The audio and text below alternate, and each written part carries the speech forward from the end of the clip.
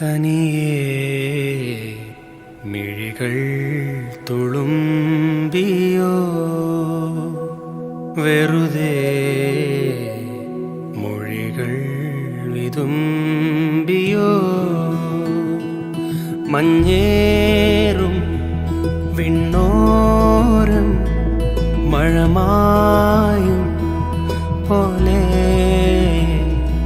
കുഞ്ഞോമൽ കണ്ണോരം കണ്ണീരും മായേണം നെഞ്ചോരം പൊന്നോളം ചേലേറും കനവുകളും ഒരു പിടി കാവലായി വഴി തേടണം ഒരു മാറിവിൽ ചിറകേറണം ആശതൻ. നമ്മുടെ തൃശ്ശൂർ തന്നെ പയ്യന്നൂറാണ് താൽക്കാലിക ഓഫീസായിട്ട് പ്രവർത്തിക്കുന്നത്. ഇത് 2017 നമ്മുടെ ദർശന സർവീസ് സൊസൈറ്റി ആരംഭിച്ചത്. ഇപ്പോൾ ഏകദേശം ഒരു 7 വർഷം.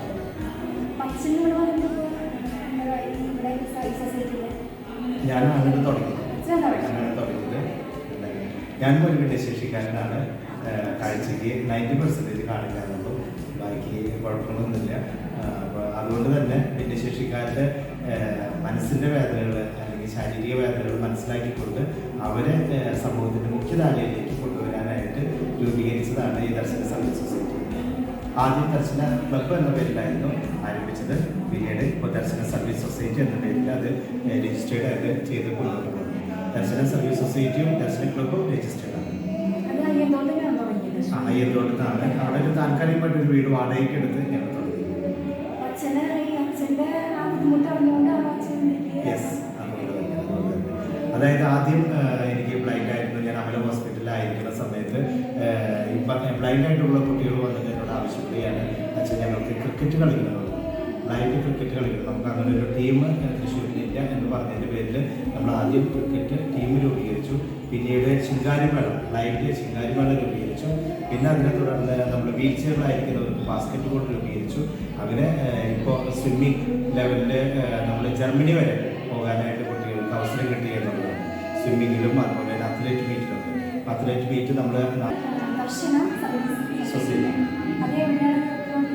നമ്മുടെ തൃശ്ശൂർ തന്നെ പയ്യന്നൂറാണ് അതിൻ്റെ താൽക്കാലിക ഫെസ്റ്റിവൽ ആദ്യമായിട്ട് നടത്താനാണ് അച്ഛൻ പറഞ്ഞു. അപ്പോൾ ഇവിടെ നവജ്യോതി കോളേജിൽ വന്നിട്ട് സാറിൻ്റെ അഭിപ്രായം. നവജ്യോതി കോളേജിൽ വന്നതിന് ശേഷം നമ്മൾ പല കോളേജിലേക്കും നമ്മൾ ചോദിച്ചായിരുന്നു. പക്ഷേ ഇവിടുത്തെ പ്രിൻസിപ്പൾ നമ്മൾ കേട്ട ഉടനെ തന്നെ അവർ നമ്മളെല്ലാ കാര്യങ്ങളും ചെയ്യാം എന്നുള്ളൊരു മെൻറ്റാലിറ്റിയിൽ ഹെൽപ്പ് ചെയ്യാനുള്ളൊരു മെൻറ്റാലിറ്റി അവർ കാണിച്ചു. നമ്മൾ പോലും ഇത്ര പ്രിപ്പയർഡ് അല്ല. തല ദിവസം അച്ഛനെന്നെ വിളിച്ച് ഒരുപാട് കാര്യങ്ങൾ പറഞ്ഞു. പുള്ളി ആദ്യം ഭയങ്കരമായിട്ട് പണ്ടടിച്ചിരിക്കുകയാണ്. കാരണം നമ്മൾ പ്രതീക്ഷകളും കൂടുതലാണ് ഇവിടെ നമ്മുടെ സർവീസും നമ്മളോടുള്ള എല്ലാ അവരുടെ ഒരു അറ്റാച്ച്മെൻറ്റും ഭയങ്കര ഹെൽപ്പിംഗ് മെൻറ്റാലിറ്റിയുള്ള സ്റ്റുഡൻസും ടീച്ചേഴ്സും സ്റ്റാഫും എല്ലാം നല്ലതാണ്. എല്ലാം നല്ല രീതികൾ പോയിക്കൊണ്ടിരിക്കുന്നു. ആദ്യത്തെ എക്സ്പീരിയൻസ് ആണ് ഇതുപോലെ കുട്ടികളെ കാണാനും ഞങ്ങൾക്ക് ബി എസ് സ്റ്റുഡൻസ് ആണ്. ഇങ്ങനെ പഠിക്കാനുണ്ട്. ഞാൻ എൻ്റെ ജീവിതത്തിൽ ഞാൻ ആദ്യം വിചാരിച്ചു എനിക്ക് മാത്രം ഇങ്ങനൊരു പ്രശ്നം ഉണ്ടായിരുന്നു ശേഷം. അപ്പോൾ ഈ സംഘടനയിൽ വന്നതിന് ശേഷമാണ് ഞാൻ ഇങ്ങനത്തുള്ള കുട്ടികളെ കാണുന്നതും എൻ്റെ പ്രശ്നം ഒരു പ്രശ്നമായിട്ടാണ് ഞാൻ ഇത്ര നാൾ വിചാരിച്ചിട്ടുള്ളത്. ഇവരെ കണ്ടപ്പോഴാണ് ഞാൻ മനസ്സിലാക്കിയത് ഇതൊന്നും ഒരു പ്രശ്നമല്ല, ഇത് ചെറിയൊരു പ്രശ്നമാണ്. അപ്പോൾ അവർക്ക് വേണ്ടി എനിക്ക് എന്തെങ്കിലും ചെയ്യാനും പറ്റുമോ എന്നുള്ളൊരു ലെവലിലാണ് ഞാൻ.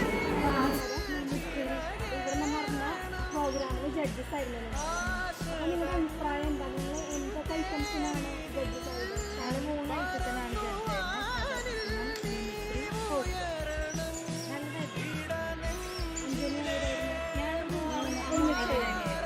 എന്താണ് കുട്ടികളെ കഴിവ് കണ്ടപ്പോൾ എന്താണ്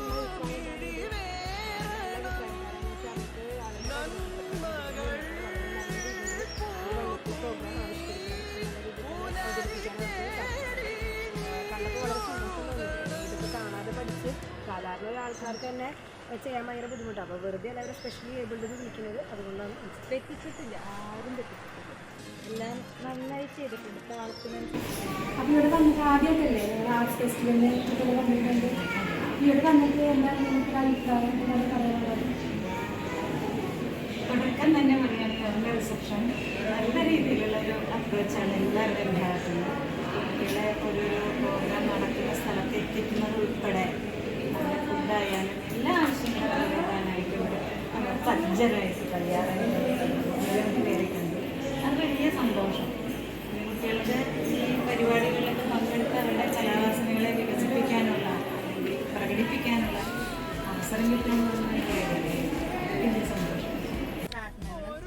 ചേച്ചി എങ്ങനെയാണ് ഈ ഒരു മത്സരം നടന്നപ്പോൾ ഉള്ളിൽ തോന്നിയത്? ഞാൻ ഒട്ടും പ്രതീക്ഷിച്ചിട്ടില്ല ഒരു പ്രോഗ്രാമിൽ പങ്കെടുത്ത് അംഗീകാരം കിട്ടുന്നതൊന്നും പ്രതീക്ഷിച്ചിട്ടില്ല. പിന്നെ ഉണ്ണികളുടെ ഒരു എല്ലാ ബുദ്ധിമുട്ടുകളും സഹിച്ചിട്ട് തന്നെ ആളെന്നെ എല്ലാ കാര്യത്തിലും സപ്പോർട്ടാണ്.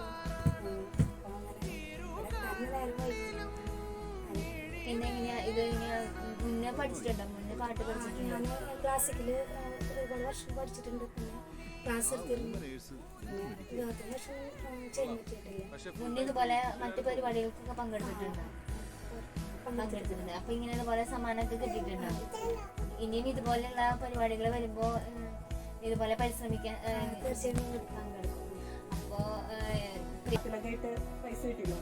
എന്താ തോന്നുന്നേ? സന്തോഷാണ്. പിന്നെ എന്തൊക്കെ എക്സ്പീരിയൻസ് ഇവിടെ വന്നിട്ട്? ഈ എക്സ്പീരിയൻസ് വന്നത് ഇത് ഗാനം പാടി പറഞ്ഞു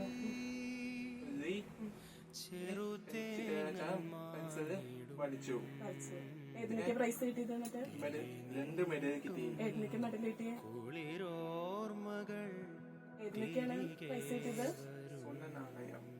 ഏതിനൊക്കെ കിട്ടിയത്? ഏതൊക്കെ ഐറ്റം പങ്കെടുത്തപ്പോഴാണ് പ്രൈസ് കിട്ടിയത്? കവിതയ്ക്കും